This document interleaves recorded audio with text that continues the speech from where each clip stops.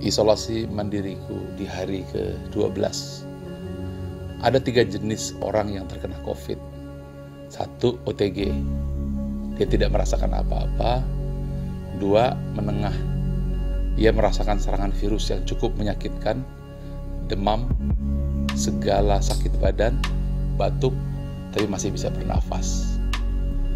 3, berat, hingga sesak nafas dan sulit untuk bernafas, sempurna sakitnya.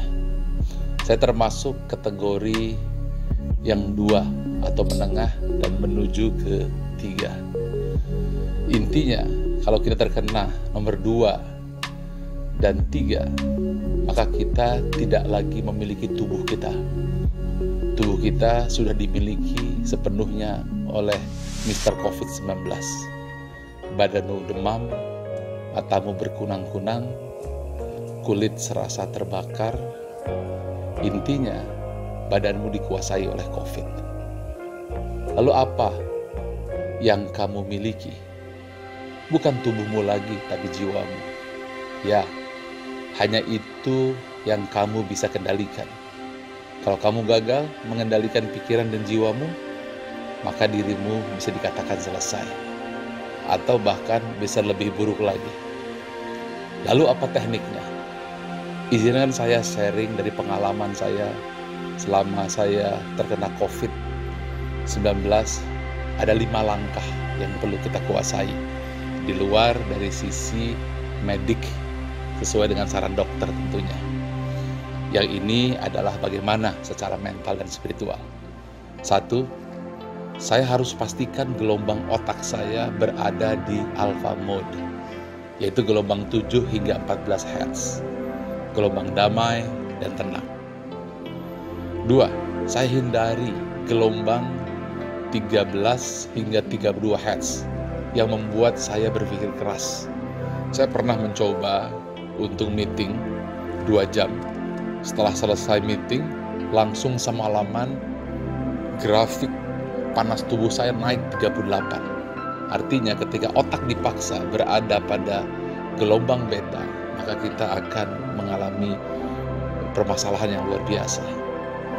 Apalagi kalau sampai otak kita gelombangnya masuk di gelombang gamma, 32 hingga 100 Hz. Di situ Anda panik, Anda bingung, Anda khawatir, Anda membayangkan hal-hal yang harusnya Anda pikirkan. Nah, dalam keadaan seperti ini, saya hindari bukan hanya berita-berita di WhatsApp yang negatif, Instagram yang juga negatif, bahkan untuk TV pun saya tidak berani nonton film yang ada kisah-kisah seremnya atau kisah-kisah pembunuhan, kisah sedih, kisah amarah, kisah perang dan seterusnya. Yang saya cari yang dimensi senantiasa alfa, seperti kisah hewan, kisah binatang, kisah tumbuh-tumbuhan, kisah perjalanan, itu saja. Jadi saya memastikan gelombang otak saya seperti air sejuk yang dingin. Dan saya usahakan selalu sampai di gelombang theta. Nah, theta itu lebih dalam dari gelombang alfa, 4 hingga 8 Hz. Itu adalah gelombang otak deep meditation. Di sini saya mulai berzikir perlahan, tafakur secara dalam, sampai diri merasa seperti hilang atau fana. Dalam bahasa gelombang otak disebut deep state. Di situ diri kita akan merasakan kebahagiaan yang tidak terperi, kedamaian yang tidak terkira. Pada saat itu apa yang terjadi? Di luar dugaan saya, suhu saya yang tadinya 38 drop ke 35. Nah, teknik ini disebut dengan teknik brainwave. Nah, yang keempat, setelah selesai, Anda jangan diteruskan ini, tapi segera sadar Anda berwudu dan sholat di sepertiga malam. Munajat, taubat, mungkin selama ini ada hal-hal yang salah.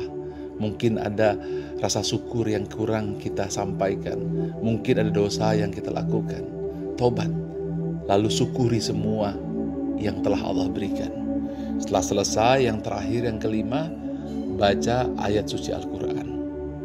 Setelah itu, ada tarik napas dalam-dalam dalam keadaan berwudu, Anda tidur terlentang, dan kemudian jangan lupa Anda tersenyum.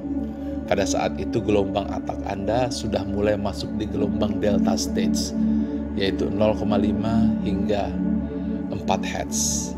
Nah, ini yang harus kita lakukan ketika kita terkena COVID-19 secara emosional dan spiritual. Dan jangan lupa, terakhir, sebelum tidur, Anda sunggingkan senyuman, lalu Anda tatap tulisan Allah yang ada di hadapan Anda. Saya pasang sengaja di tembok tulisan Nabi Muhammad SAW. Lalu ucapkan, I love you Allah, I love you so much.